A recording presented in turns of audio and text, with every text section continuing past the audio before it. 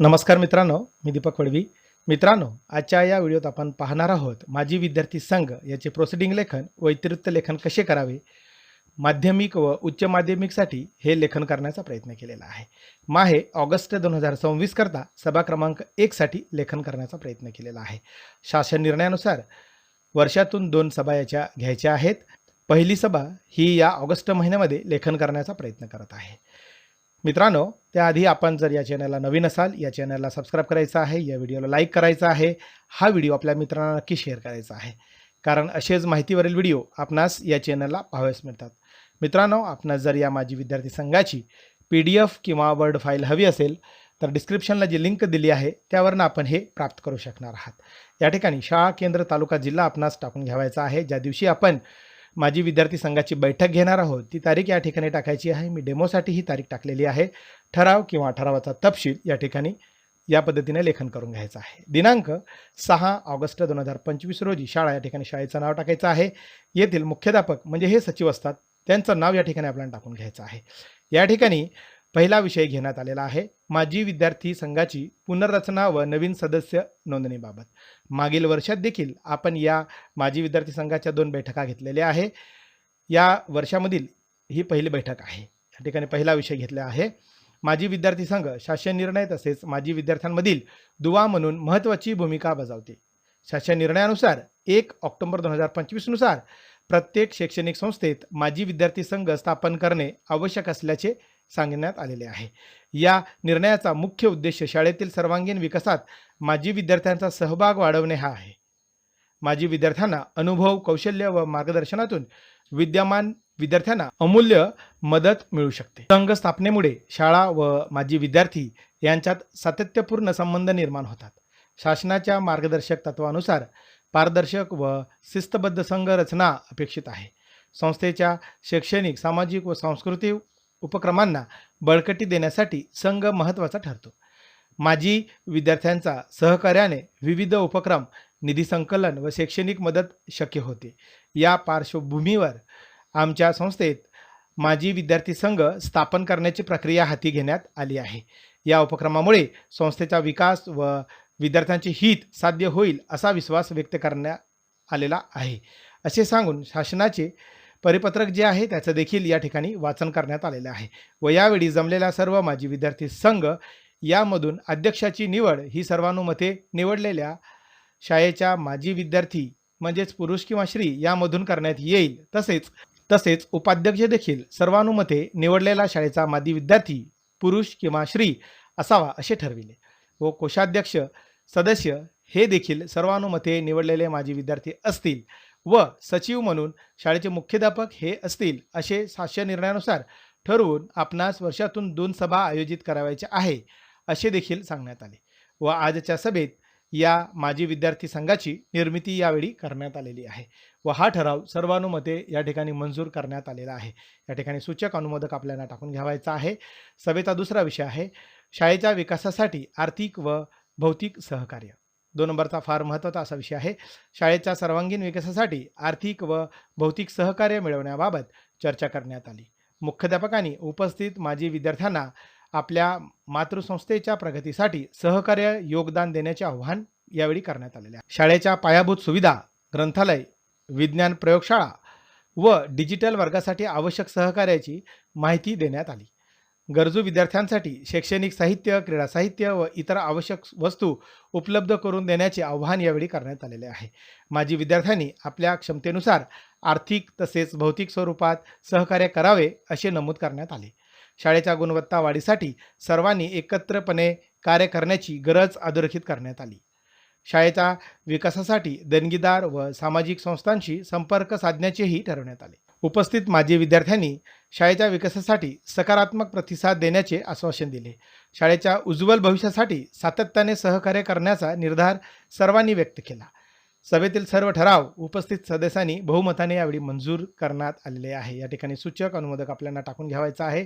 सभेचा पुढचा विषय आहे विषय क्रमांक 3 डिजिटल वर्गासाठी संगणक, प्रोजेक्टर, स्मार्ट टीव्ही व डिजिटल शैक्षणिक साहित्य उपलब्ध करून देण्याबाबत.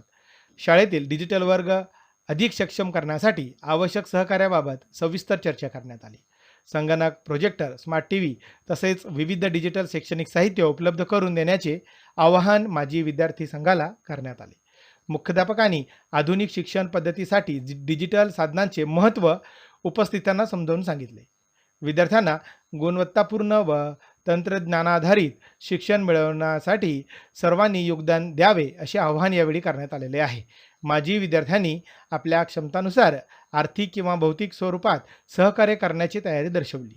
शाळेच्या डिजिटल वर्गासाठी उभारणीसाठी आवश्यक साहित्य स्वीकारण्यात येईल असे सभेत स्पष्ट करण्यात आले. डिजिटल शिक्षणामुळे विद्यार्थ्यांची अध्ययनातील आवड व गुणवत्ता वाढण्यास मदत होईल असे मत व्यक्त करण्यात आले. उपस्थित सदस्यांनी या उपक्रमास उत्स्फूर्त प्रतिसाद देत सहकार्य करण्याचे आश्वासन दिले.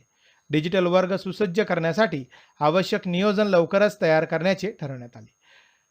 सभेतील सर्व ठराव उपस्थितांनी सदस्यांनी बहुमताने यावेळी मंजूर देखील केलेले आहे. या ठिकाणी सूचक अनुमोदक आपल्याला टाकून घ्यायचा आहे. सभेचा पुढचा विषय आहे विषय क्रमांक 4 आर्थिक पारदर्शकता. फार महत्त्वाचा असा हा विषय आहे. माजी विद्यार्थी संघाच्या आर्थिक व्यवहारामध्ये पारदर्शकता राखण्याबाबत सविस्तर चर्चा करण्यात आली. संघामार्फत प्राप्त होणाऱ्या देणग्या व आर्थिक सहकार्याची अचूक नोंद ठेवण्याचे ठरवण्यात आले.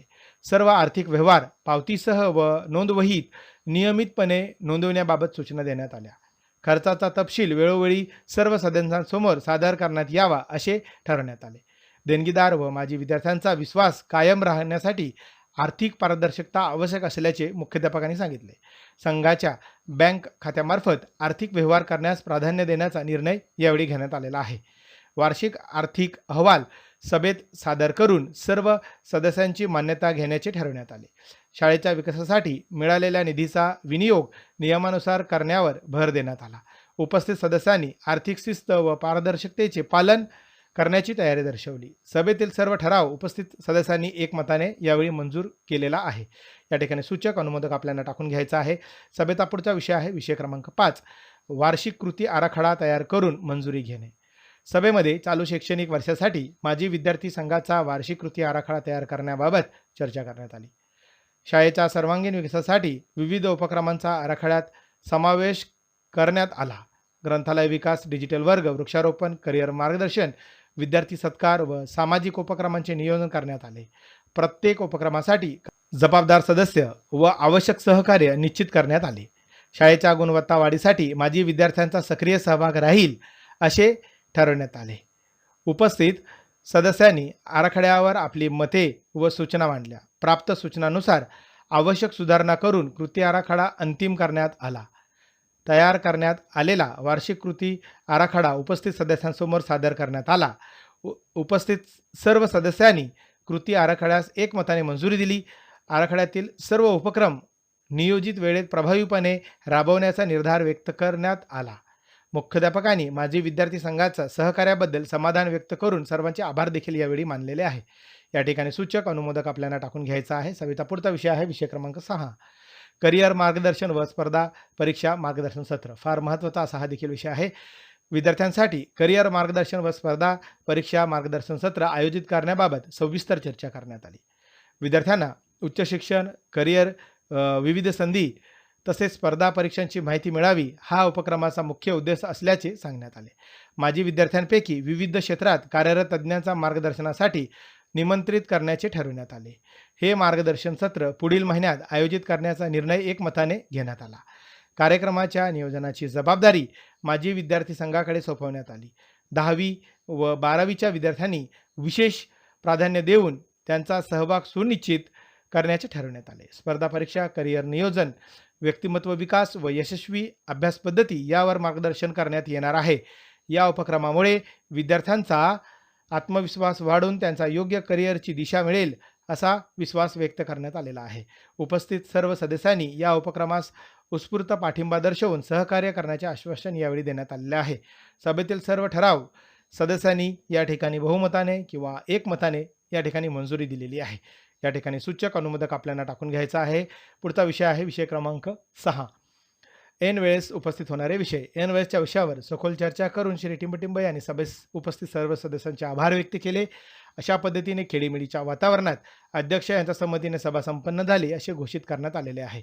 या ठिकाणी शेवटी एक पेज लावलेले आहे. माजी विद्यार्थी संघ माध्यमिक व उच्च माध्यमिकसाठी आहे. हे सभेस उपस्थित सदस्य, अनुक्रमांक, सदस्यांचे नाव, पदनाम आणि पद आणि या ठिकाणी स्वाक्षरी करून आपल्याला हे दप्तरी ठेवता येणार आहे. आपणास जर याची PDF किंवा वर्ड फाईल हवी असेल तर डिस्क्रिप्शनला जी लिंक दिली आहे त्यावरून आपण ही प्राप्त करू शकणार आहात. धन्यवाद.